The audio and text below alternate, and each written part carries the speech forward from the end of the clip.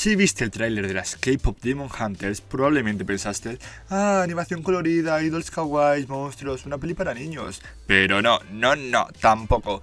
Hoy te voy a explicar porque este proyecto no solo no es infantil, sino que tiene capas, temas y referencias que mucha gente pasa por alto.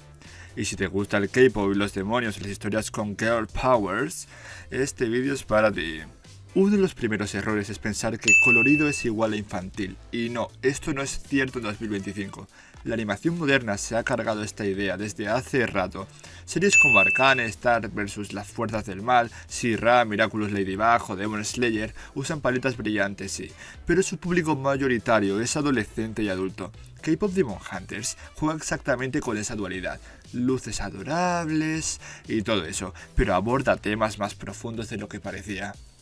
La película se inspira abiertamente en las dinámicas del K-pop y quienes conocen la industria saben que no es precisamente pura purpurina. Hay temas como entretenimiento extenuantes, dietas estrictas, exámenes constantes, competencia extrema, críticas públicas, expectativas imposibles, presión psicológica, control de imagen y miedo a fallar.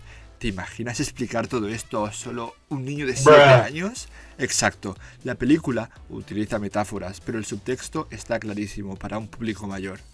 Aunque los demonios no son literalmente dentro de la historia como funciona una metáfora emocional bastante clara, tienen algo que los demonios representan otra cosa.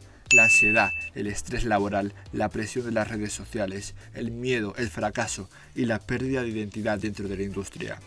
Esto lo entiende mucho mejor un joven, un adulto que ya lidió con expectativas sociales o laborales. Los niños solo ven un monstruo guay. Los adultos ven, ese demonio soy yo literal. Si la película no muestra sangre ni gore, menos mal, pero las escenas de acción tienen coreografías intensas, los demonios tienen diseños agresivos y el peligro es real para los personajes. El tono está más cerca de un PG-13 estilizado con intensidad equivalente a animes juveniles, pero un niño pequeño puede sentirse abrumado, un adolescente lo disfruta y un adulto entiende los matices. El humor de la película no es el típico slapstick infantil, hay referencias al marketing agresivo, al fanservice, al entrenamiento tipo bootcamp e incluso a la industria del entretenimiento digital. Hacen chistes sobre contratos, fandoms, haters, estereotipos del K-pop, backstage caóticos, productores explotadores y agencias excesivamente estrictas. Todo esto se capta a alguien con experiencia en redes, trabajo o fandoms. Un niño se queda en la superficie.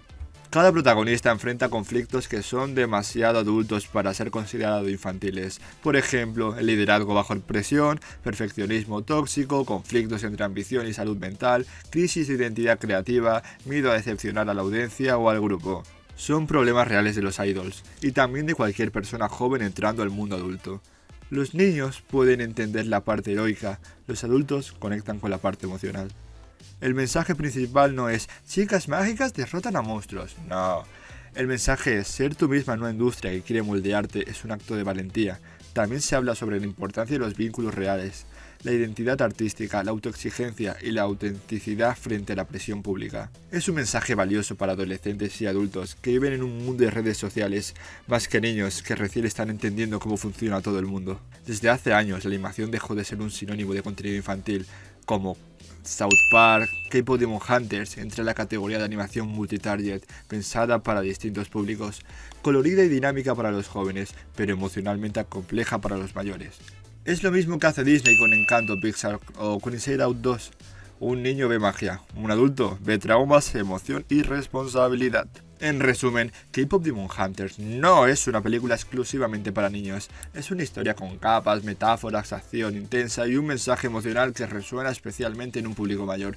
Si eres fan del K-Pop, de las heroínas, de la animación o simplemente te gustan las historias con identidad, dale una oportunidad. Si te gustó este análisis, deja tu like, suscríbete y cuéntame en los comentarios si quieres una reseña más compleja o algunas curiosidades sobre ella. Nos vemos en el próximo vídeo. ¡Chao! Hot tricks, don't miss how it's done.